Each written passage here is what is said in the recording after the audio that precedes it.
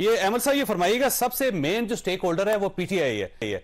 अब अगर पीटीआई नहीं आ रही तो फिर इस कॉन्फ्रेंस का क्या फायदा होगा?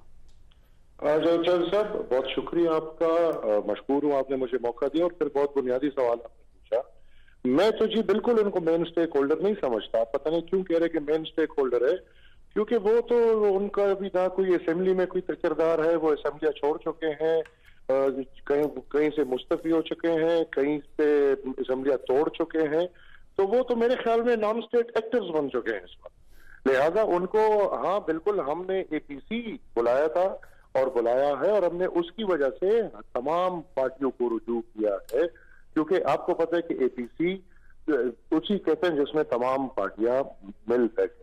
आप देखें, एक पार्टी एपीसी में ही बैठना नहीं चाह रही तो आप खुद समझ लें, एपीसी में फिर जो बात होती है या फिर एक बात आगे बढ़ती है वो तो फिर मजीद बात की बात है। लेकिन खान साहब, मसला यह है कि सबसे बड़ी स्टेक होल्डर तो पीटीआई इस वक्त, और इमरान खान साहब के साथ ही आप लोगों के मुज़ाकरात इस वक्त चल रहे हैं गवर्नमेंट के।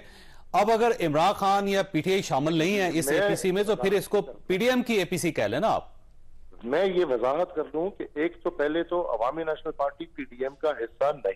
ठीक, ये बहुत मैं वाज़ेह बात करता हूं और ये मेरे ख्याल में हम बहुत दफा कर चुके हैं। दूसरी बात ये कि आप मेरे से ये तो पूछे कि हमने एपीसी बुलाया किस वजह से। हमने तो एपीसी इसलिए, फिर उसके बाद उसके आने और ना आने, हम तो मतलब वो नहीं आएगा तो हम ज्यादा खुल के अब बात करेंगे, क्योंकि हमने एपीसी बुलाया टेररिज्म पे, हमने एपीसी बुलाया जो हालात खराब है उस पे, हमने एपीसी बुलाया है जो हमारे सूबों में हम ना अब इलेक्शन किस माहौल में करेंगे या किस माहौल में हम माशी इस्तेहकाम और सियासी इस्तेहकाम भी शामिल है आपका एजेंडा। लेकिन अब देखें, आप जिन पार्टीज को बुलवा रहे हैं वो सारी पार्टीज ये कहेंगी कि इलेक्शन 8 अक्टूबर को होने चाहिए, तो वो तो पहले ही कह रही है हमारी तो एपीसी में इलेक्शन की बात है ही नहीं बाबा। इलेक्शन तो एक बात है, चल रहा है। This APC is categorically for extremism and this APC is, जो अभी आईनी एक फुकदान बना हुआ है, इस आईनी फुकदान से अब सब ने मिलके कैसे निकलना है।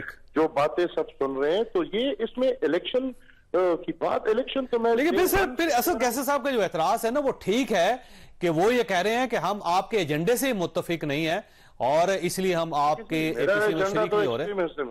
अगर एक्सट्रीमिज्म के खिलाफ कोई मुतफिक नहीं है तो इसलिए नहीं है कि वही लोग एक्सट्रीमिस्ट को लाके पाकिस्तान में रीसेटल कर चुके हैं, लिहाजा अब वो कैसे उनके खिलाफ हमारे साथ आके बैठेंगे।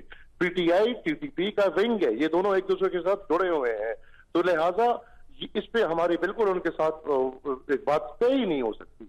मैं हाईकोर्ट में रुजू किया है, मैंने पीटीआई के लीडरशिप समेत जनरल फैर इनके खिलाफ हाईकोर्ट में बीकॉन के खिलाफ केस किया है।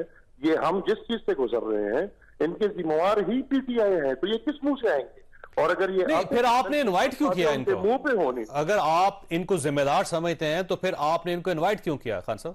ताकि हम बैठ के ये बातें करें और इन बातों के नतीजे में एक बात निकले। सियासत तो कहते हैं इसे, सियासत में तो देखें आपने हर किसी को बैठा के, किसी ने गलती की होती है, किसी ने अच्छा किया होता है, लेकिन माहौल में आपने हर किसी को बैठा के फिर कोई चीज पे आपने बात आनी है या मुतफिक होना है। तो लिहाजा एपीसी तो देखें, एपीसी यहाँ पे तारीख में हजारों की तादाद में हुए होंगे और उसमें हर पार्टी हमेशा शरीक होती है।